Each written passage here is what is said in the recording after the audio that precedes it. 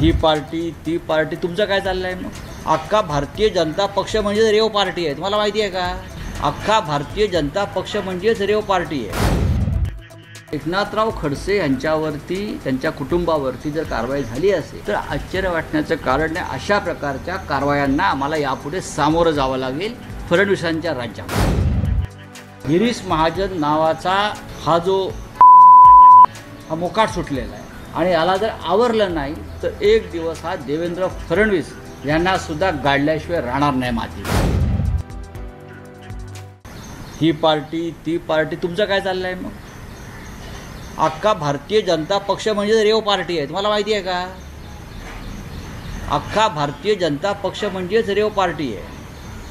खोटे गुन्हे दाखल करे. आता नाशिकमध्ये आज शिवसेनेचे 2 लोकांना मिस्टर महाजन प्रवेश देत आहेत. त्यांच्यावरती आधी गुन्हे दाखल केले आणि त्यांच्यावर दबाव आणला पक्षात आणण्याचा भाजपात या, आणि भाजपात येण्याआधी त्यांच्यावरती गुन्हे काढून टाकले. हे एक नवीन तंत्र आहे. सुधाकर बडगुजर होते आमचे, त्यांच्या कुटुंबावर मकोकाच्या कारवाया केल्या, भाजपात गेले, रफादफा. प्रत्येक माझ्या बाजूला साजन पासपुते आहेत आमचे उपनेते, ते काम करतात नगर जिल्ह्यात, त्यांच्यावरती खोटे गुन्हे. नगर जिल्ह्यातले आमचे शहर प्रमुख किरण काळे, त्यांनी भ्रष्टाचाराविरुद्ध आंदोलन सुरू केलं महानगरपालिकेच्या आणि तिकडल्या आमदारांच्या दहशतवादाविरुद्ध. 400 कोटीचा घोटाळा काढला.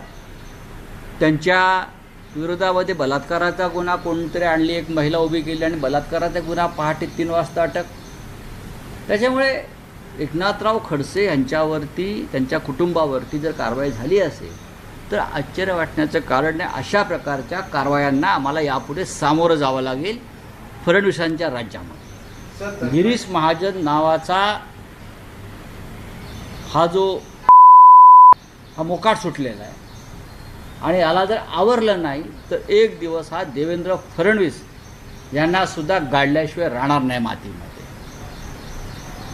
माझा शब्द तुम्ही लक्षात ठेवा. या अशा प्रवृत्ती ज्या आहेत, यंत्रणांचा खोटा वापर करून राजकीय विरोधकांना बदनाम करणाऱ्या, आम्ही त्यातून गेलेलो आहोत ना.